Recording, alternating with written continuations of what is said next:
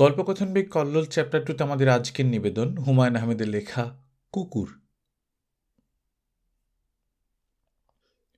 কেমন আছেন প্রফেসর সাহেব? আমি মনের বিরক্তি গোপন করার প্রাণপণ চেষ্টা করতে করতে বললাম, জি ভালো আছি। ভদ্রলোক হাসি মুখে বললেন, বসবো খানিকক্ষণ? বসুন, আমি অবশ্য কিছুক্ষণের মধ্যেই বেরোব। আমাকে কি চিনতে পারছেন? জি না। ওই যে মোড়ের সিগারেটের দোকানের সামনে আলাপ হলো, আপনি সিগারেট কিনছিলেন, আমি পান। আমি ভদ্রলোককে চিনতে পারলাম না। মোড়ের পানের দোকানের সামান্য আলাপের পর সারা জীবন চিনে রাখব, আমার স্মৃতিশক্তি এত ভালো নয়। ভদ্রলোক হাসি মুখে বললেন, আমার নাম আলিমুজ্জামান, পোস্টাল সার্ভিসে ছিলাম, 3 বছর আগে রিটায়ার করেছি, 8 মে মঙ্গলবার। এখন ঘরেই থাকি, একটা বাগান করেছি। ভালো, খুব ভালো। ভদ্রলোক সোফায় বসেছেন, কৌতূহলী চোখে চারদিক দেখছেন। বারবার আমার বইয়ের আলমিরায় তার চোখ আটকে যাচ্ছে। আমি শঙ্কিত বোধ করছি। এখনই হয়তো বলবেন, আপনার তো অনেক বই, কয়েকটা নিয়ে যাই, পড়ে ফেরত দেব। আমি এখন পর্যন্ত কাউকে দেখিনি যে বই পড়ে ফেরত দেয়। ইনিও দেবেন তা মনে হয় না। বই নেয়ার ছুতায় রোজ এসে বিরক্ত করবেন। আমি এমন কোনো মিশুক লোক না যে এই বুড়ো মানুষটির সঙ্গ পছন্দ করব। প্রফেসর সাহেব, আপনি কি ভূত প্রেত এসব বিশ্বাস করেন? জি না, করি না। শুনে ভালো লাগলো। আজকাল শিক্ষিত লোকজন দেখি এইসব বিশ্বাস করে, মনটা খারাপ হয়। মানুষ চাঁদে যাচ্ছে বিশ্বাস করছে, আবার ভূতও বিশ্বাস করছে। ফিজিক্সের এক প্রফেসরের হাতে দেখেছি 4টা পাথরের আংটি। আমি চুপ করে রইলাম। আমার কাছ থেকে উত্তর না পেলে ভদ্রলোকের আলাপের উৎসাহ হয়তো কমে যাবে, তিনি বিদায় হবেন। প্রফেসর সাহেব, জি, আপনি কি কোইন্সিডেন্সে বিশ্বাস করেন? আপনার প্রশ্নটা ঠিক বুঝলাম না। কাকতালীয় ঘটনা?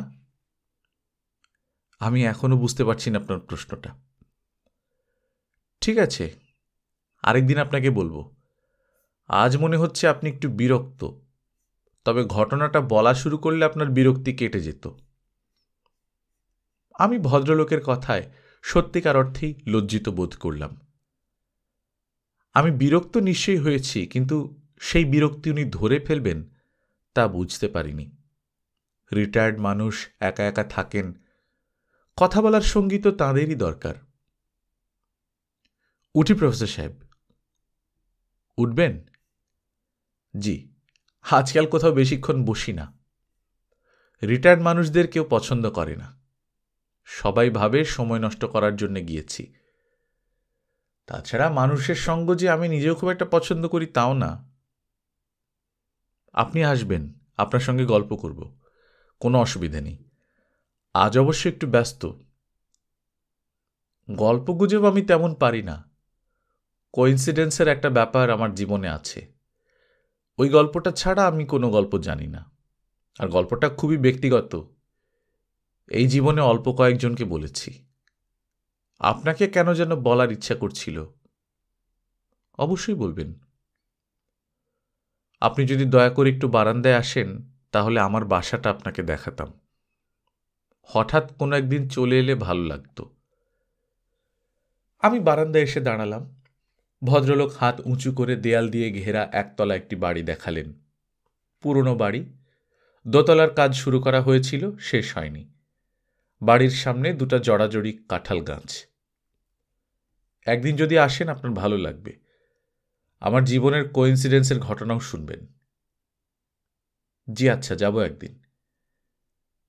আমার নামটা আপনার মনে আছে তো? জি আছে। বলুন তো নামটা কি? আমি দ্বিতীয়বার লজ্জা পেলাম, কারণ ভদ্রলোকের নাম কিছুতেই মনে করতে পারলাম না। ভদ্রলোকের স্বভাবও এমন বিচিত্র যে আমার লজ্জা বুঝতে পেরেও জবাবের জন্য মাথা নিচু করে অপেক্ষা করতে লাগলেন। নামটা বোধহয় আপনার মনে পড়ছে না, তাই না? জি না। মনে থাকার কথাও না। আনকমন নাম মানুষের মনে থাকে। আমার নাম খুবই কমন, আলিমুজ্জামান। একদিন আসবেন আমার বাসায় দয়া করে, ঘটনাটা বলবো। শুনতে আপনার খারাপ লাগবে না? জি আচ্ছা, আমি যাব, খুব শিগগিরই একদিন যাব। এক বৃহস্পতিবার বিকেলে ভদ্রলোকের বাসায় উপস্থিত হলাম, গল্প শোনার আগ্রহে নয়, লজ্জা কাটানোর জন্য। ভদ্রলোক ওই দিন আমাকে খুব লজ্জায় ফেলেছিলেন। বাসায় ঢুকে আমার বিস্ময়ের সীমা রইল না। সাধারণ একটা বসার ঘর, বেতের কয়েকটা চেয়ার, দেয়াল জোড়া বইয়ের আলমিরা, খুব কম করে হলেও 1015 বই ভদ্রলোকের সংগ্রহে আছে। কারো ব্যক্তিগত সংগ্রহে এত বই থাকে আমার জানা ছিল না। নিজের অজান্তেই বললাম, অপূর্ব। ভদ্রলোক হাসি মুখে বললেন, বলেছিলাম না আমার বাসায় এলে আপনার ভালো লাগবে। আপনার বইয়ের সংখ্যা কত? 16,000-এর কিছু বেশি। আমার শোবার ঘরেও বেশ কিছু বই আছে, আপনাকে দেখাবো। সব আপনার নিজের সংগ্রহ? আমার বাবার সংগ্রহ অনেক আছে। বই কেনার বাতিক বাবার কাছ থেকে পেয়েছি। বই পাগল লোক ছিলেন, খুব বই পড়তেন। আমি তার মতো পড়তে পারি না। অনেক বই আছে আমি কিনে রেখেছি, এখনো পড়িনি। এখন তো প্রচুর অবসর, এখন নিশ্চয়ই পড়ছেন।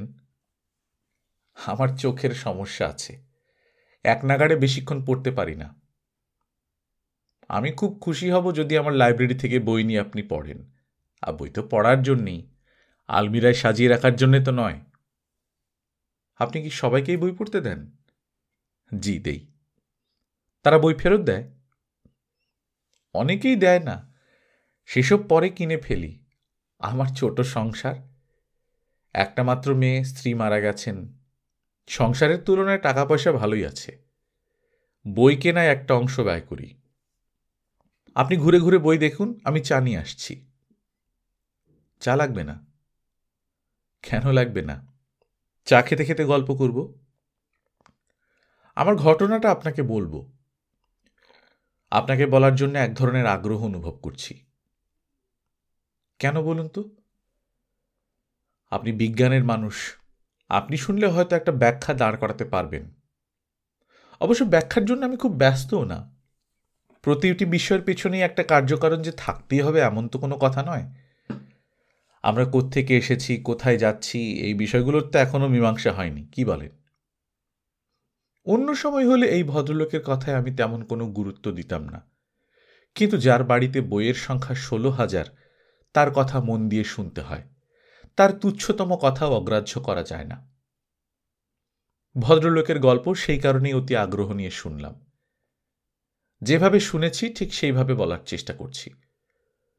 ভদ্রলোক গল্পের মাঝামাঝি পর্যায়ে এসে ইংরেজিতে বলা শুরু করেছেন। আমি তা করছি না, কোনো রকম ব্যাখ্যা বা টিকা টিপ্পণীও দিচ্ছি না। পুরোটা পাঠকদের উপর ছেড়ে দিচ্ছি। ঘটনাটা তাহলে বলা শুরু করি। কিছু কিছু মানুষ আছে পশুপ্রেমী। কুকুর, বেড়াল, গরু, ভেড়া, এইসব জন্তুর প্রতি তাদের অসাধারণ মমতা। রাস্তায় একজন ভিখিরি চিৎকার করে কাঁদলে সেই ভিখিরির কাছে এগিয়ে যাবে না, কিন্তু একটা বেড়াল যদি কুঁই কুঁই করে কাঁদে ছুটে যাবে, বিড়ালটাকে পানি খাওয়াবে। আপনাকে শুরুতেই বলে রাখি, আমি এরকম কোনো পশুপ্রেমিক না। কুকুর, বেড়াল এসব আমার অপছন্দের প্রাণী। একটা গরু বা ভেড়ার গায়ে আমি হাত দিতে পারি, কিন্তু কুকুর বেড়ালের গায়ে হাত দিতে আমার ঘেন্না লাগে। তাছাড়া ডিপথেরিয়া, জলাতঙ্ক এইসব অসুখ এদের মাধ্যমেই ছড়ায়, এটাও আমি সবসময় মনে রাখি। যাই হোক, মূল গল্পে আসি। আমি তখন ইন্টারমিডিয়েট ফার্স্ট ইয়ারে পড়ি। শীতকাল। কলেজে প্র্যাকটিক্যাল শেষ করে বাসায় ফিরতে ফিরতে সন্ধ্যা হয়ে যায়। তখন পড়ি আমি কুমিল্লা ভিক্টোরিয়া কলেজে। আমাদের বাসা ঠাকুরপাড়ায়। একদিন বাসায় ফিরছি, দিনটা মনে আছে বুধবার। সন্ধ্যা মিলিয়ে গেছে, গায়ে গরম কাপড় ছিল না, প্রচণ্ড শীত লাগছে। বাসার কাছাকাছি এসে দেখি পাড়ার 3-4টা ছেলে কাগজ, শুকনো কাঠ এইসব জড়ো করে আগুন করছে। আমাদের সামনের বাসার নান্টুকেও দেখা গেল। মহা তেঁদোর ছেলে, তার হাতে একটা কুকুর ছানা। ছানাটার গায়ে কাপড় জড়ানো, শুধু মুখ বের হয়ে আছে। কুকুর ছানাটি আরামে কুই কুই করছে। আমি বললাম, কি হচ্ছে রে নান্টু? নান্টু দাঁত বের করে হাসল। অন্য একজন বলল, নান্টু কুকুরকে কম্বল পরিয়েছে, শীত লাগে তো এই জন্যে। দলের বাকি সবাই হো হো করে হেসে উঠল। ছেলেগুলির বয়স 10-11 মধ্যে। এই বয়সের বালকেরা সবসময় খুব আনন্দে থাকে, নানা জায়গা থেকে আনন্দের উপকরণ সংগ্রহ করে। কুকুরকে কাপড় দিয়ে মোড়া হয়েছে, এতেই তাদের আনন্দের সীমা নেই। মানুষের সাধারণ প্রবৃত্তি হচ্ছে আনন্দে অংশগ্রহণ করা। আমি ওদের দিকে এগিয়ে গেলাম। অবাক হয়ে লক্ষ্য করলাম আমার এগিয়ে যাওয়াটা কেউ তেমন পছন্দ করছে না, মুখ চাওয়াচাই করছে। হয়তো তারা চায় না ছোটদের খেলায় বড়রা অংশগ্রহণ করুক। নান্টুকে তো খুবই বিরক্ত মনে হলো। ওদের কাছে গিয়ে দাঁড়ানো মাত্র কেরোসিনের গন্ধ পেলাম। হয়তো বাসা থেকে কেরোসিন এনে কেরোসিন ঢেলে আগুন করেছে। বালকেরা কায়দা কানুন করতে খুব ভালোবাসে। কেরোসিন দিয়েছিস নাকি? কেউ কোনো জবাব দিল না। নান্টুর মুখ কঠিন হয়ে গেল। আমি ব্যাপারটা কিছুই বুঝতে পারছি না। নান্টু বলল, আপনি চলে যান। তার গলা কঠিন, চোখের দৃষ্টি তীক্ষ্ণ। তাকিয়ে দেখি নান্টুর কোলের কুকুরছানা ভিজে চুপচুপ করছে। বুকটা ধকধক করে উঠল। এরা কুকুরছানাটার গায়ের কাপড় কেরোসিন দিয়ে চুবিয়েছে নাকি? নতুন কোনো খেলা? একে আগুনে ছেড়ে দেবে না তো? শিশুরা মাঝে মাঝে নিষ্ঠুর খেলায় মেতে ওঠে। আমি কড়া গলায় বললাম, এই নান্টু, তুই কুকুরটার গায়ে কেরোসিন ঢেলেছিস? নান্টু কঠিন মুখে বলল, তাতে আপনার কি? কেরোসিন কেন ঢাললি? নান্টু কিছু বলল না। অন্য একজন বলল, কুকুরটাকে আগুনের মধ্যে ছাড়বে, এর গলায় ঘুঙুর বাঁধা আছে। আগুনে ছাড়লে গায়ে আগুন লাগবে আর সে দৌড়াবে, ঘুঙুর বাজবে। যত তাড়াতাড়ি দৌড়াবে তত তাড়াতাড়ি ঘুঙুর বাজবে, এটাই মজা। আমি হতভম্ব, এরা বলে কি? এরা কি বলছে এটা? ছেলেটার কথা শেষ হবার আগেই নান্টু কুকুরছানাটাকে আগুনে ফেলে দিল। দাও দাও করে আগুন জ্বলে উঠল। কুকুরছানা দৌড়ালো না, এক জায়গায় দাঁড়িয়ে রইল। হয়তোবা সে মানুষের নিষ্ঠুরতায় হতভম্ব হয়ে গিয়েছিল। আমি আগুনের উপর লাফিয়ে পড়লাম। আমার শার্টে আগুন ধরে গেল, প্যান্টে আগুন ধরে গেল। এইসব কিছুই গ্রাহ্য করলাম না। আমার একমাত্র চিন্তা বাচ্চাটাকে আগুন থেকে বের করতে হবে। আলিমুজ্জামান থামলেন। আমি বললাম, বের করতে পেরেছিলেন? হ্যাঁ। বাচ্চাটা বেঁচে ছিল? না, বাঁচেনি। বাঁচার কথাও না। আমার গায়ে 3rd ডিগ্রি বার্ন হয়ে গেল। কুমিল্লা মেডিকেলে কিছুদিন থাকলাম, তারপর আমাকে পাঠানো হলো ঢাকা মেডিকেল কলেজে। 2 মাসের উপর হাসপাতালে থাকতে হলো। এক পর্যায়ে ডাক্তাররা আমাকে বাঁচানোর আশা ছেড়েই দিয়েছিলেন। সেই সময় বার্নের চিকিৎসার তেমন ব্যবস্থা ছিল না, স্কিন গ্রাফটিং হতো না। অল্পতেই শরীরে ইনফেকশন হয়ে যেত। যাই হোক, বেঁচে গেলাম। তবে সেই বছর পরীক্ষা দিতে পারলাম না।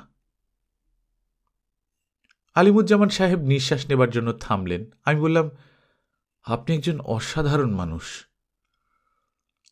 মোটেই না। আমাকে বোকা বলতে পারেন।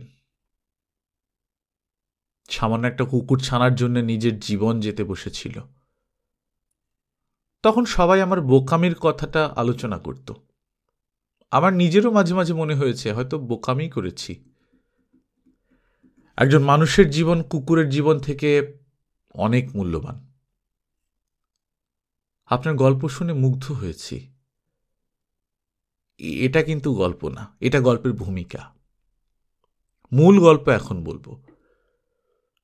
ঢাকা থেকে সুস্থ হয়ে বাড়ি ফিরেছি। শরীর তখনও খুব দুর্বল। ডাক্তার বলে দিয়েছে প্রচুর রেস্ট নিতে। শুয়ে বসেই দিন কাটছে। আমার ঘর দোতলায়। মাথার কাছে বিরাট জানালা। জানলা দিয়ে বাইরে তাকিয়ে শুয়ে থাকতে খুব খারাপ লাগে না? এক রাতের কথা, হঠাৎ ঘুম ভেঙে গেছে, জানলা দিয়ে বাইরে তাকালাম, ফকফকা জ্যোৎস্না। এই জ্যোৎস্নায় অদ্ভুত একটা দৃশ্য চোখে পড়ল। রাজ্যের কুকুর এসে জড়ো হয়েছে বাসার সামনে। কেউ কোনো সাড়া শব্দ করছে না বা ছোটাছুটিও করছে না, সব কটা মূর্তির মতো বসে আছে। আমার গায়ে কাঁটা দিয়ে উঠল। ব্যাপারটা কি? একসঙ্গে এতগুলি কুকুর আমি আগে কখনো দেখিনি, এদের এই জাতীয় আচরণের কথাও শুনিনি। আমাকে দেখে এরা সবাই মুখ ফিরিয়ে আমার দিকে তাকালো। অবাক হয়ে তাকিয়ে আছি। হঠাৎ দেখি তাদের মধ্যে এক ধরনের চাঞ্চল্য দেখা গেল। এরা একে একে চলে গেল, যেন ওদের কোনো গোপন অনুষ্ঠান ছিল, অনুষ্ঠান শেষ হয়েছে, এখন চলে যাচ্ছে। এই ব্যাপার মাঝে মাঝেই ঘটতে লাগলো। নির্দিষ্ট কোনো সময় না, মাসে একবার কিংবা 2 মাসে একবার, এরকম একটা ঘটনা চাপা থাকার কথা নয়, সবাই জেনে গেল। অনেকেই দুপুর রাতে কুকুরের দল দেখতে আসত। খবরের কাগজের ঘটনাটা উঠেছিল দৈনিক আজাদে। ক্যাপশন ছিল কুকুরের কাণ্ড। আমার ছোট বোন আমাকে খুব খ্যাপাত। সে বলতো, কুকুরের জন্য তুমি জীবন দিতে যাচ্ছিলে, কাজেই তারা তোমাকে তাদের রাজা বানিয়েছে, তুমি হচ্ছ কুকুর রাজা। আমার বাবা পরের বছর বদলি হয়ে পাবনা চলে গেল। আমিও বাবার সাথে গেলাম, সেখানেও একই কাণ্ড। 1 মাস 2 মাস পর পর হঠাৎ রাজ্যের কুকুর বাসার সামনে এসে জড়ো হয়, মূর্তির মতো চুপচাপ বসে থাকে, একসময় মাথা নিচু করে চলে যায়। যেখানে গিয়েছি সেখানে এই কাণ্ড ঘটছে। যেন কোনো একটা অদ্ভুত উপায়ে কুকুররা আমার খবর পৌঁছে দিয়েছে। শুধু তাই না, আমার মনে হয় কুকুররা সবসময় আমাকে পাহারা দেয়। আমি যখন রাস্তায় হাঁটি, 1-2টা কুকুর সবসময় আমার সঙ্গে থাকে। আজ আমার বয়স 67, আজও এই ব্যাপার ঘটছে। আমি আশ্চর্য হয়ে বললাম, বলছেন কি? যা বলছি তার মধ্যে এক বর্ণ মিথ্যা নেই। তবে কুকুরের সভা আগের মতো আর ঘন ঘন হয় না। 6 মাসে 1 বছরে একবার হয়, তবে হয়। কুকুরের ভাষা আমি জানি না, জানলে জিজ্ঞেস করতাম ওরা কি চায়, এইসব কেন করে। ব্যাপারটা কি আপনার পছন্দ হয় না? না, পছন্দ হয় না। 1 দিন 2 দিনের ব্যাপার হলে হয়তো পছন্দ হতো। 1 দিন 2 দিনের ব্যাপার তো নয়, দিনের পর দিন ঘটছে। ভবিষ্যতে আবারও হবে বলে আপনার ধারণা? হ্যাঁ, আজ রাতেও হতে পারে। আপনি কি দেখতে চান? বলতে বলতে আলিমুজ্জামান সাহেবের চোখ মুখ বিকৃত হয়ে গেল, যেন তিনি প্রচণ্ড রাগ করছেন, যেন এই মুহূর্তে চেঁচিয়ে উঠবেন। আমি বললাম, আপনি মনে হয় পুরো ব্যাপারটায় খুব আপসেট। এতে আপসেট হবার কিছু নেই। পশুরা কৃতজ্ঞতা প্রকাশ করছে, এতে রাগ হবার কি আছে? কৃতজ্ঞতা প্রকাশের অধিকার নিশ্চয়ই পশুদেরও আছে। এটা কৃতজ্ঞতা প্রকাশের কোনো ব্যাপার নয়, এটা একটা ভৌতিক ব্যাপার, সুপার ন্যাচারাল ব্যাপার। এর মধ্যে সুপার ন্যাচারালের অংশ কোনটি? পুরো ব্যাপারটাই সুপার ন্যাচারালের অংশ। এই অংশটি আপনাকে বলিনি বলে আপনি বুঝতে পারছেন না। বলুন শুনি। যে কুকুর ছানাটিকে আমি বাঁচাতে চেয়েছিলাম, সেই কুকুর ছানাটি দলটার মধ্যে সব সময় থাকে। পুড়ে কয়লা হয়ে যাওয়া একটা কুকুর, গলায় ঘুঙুর বাঁধা। কুকুর ছানাটা মাথা দোলায় আর ঘুঙুরের শব্দ হয়। আপনি ছাড়া অন্যরাও কি কুকুর ছানাটা দেখে? না, আর কেউ দেখতে পায় না, শুধু আমি দেখতে পাই। দেখুন ভাই, আমি বিজ্ঞানের ছাত্র না, আমার বিষয় ইতিহাস। তবু অবৈজ্ঞানিক কোনো কিছু আমি আমার জীবনে গ্রহণ করিনি। ভূত প্রেত, ঝাড়ফুঁক, পীর ফকির কিছুই না। অথচ সেই আমাকেই কিনা সারা জীবন একটি অতিপ্রাকৃত বিষয় হজম করে যেতে হচ্ছে। আমি বললাম, আবার কখন এরকম কিছু হলে আপনি দয়া করে আমাকে খবর দেবেন। তিনি জবাব দিলেন না। আমি বিদায় নিয়ে চলে এলাম। তার 5 মাস পর রাত 2টোয় টেলিফোন বেজে উঠল। আলিমুজ্জামান সাহেব টেলিফোন করেছেন। কাঁপা কাঁপা গলায় বললেন, ওরা এসেছে, আপনি কি আসবেন? শ্রাবণ মাসের রাত, বাইরে ঝুম বৃষ্টি হচ্ছে। বাড়ির বাইরে পা দিলেই 1 হাঁটু পানি। এমন দুর্যোগের রাতে কোথাও যাবার প্রশ্নই ওঠে না। আমি টেলিফোন নামিয়ে বিছানায় চাদরের নিচে ঢুকে পড়লাম।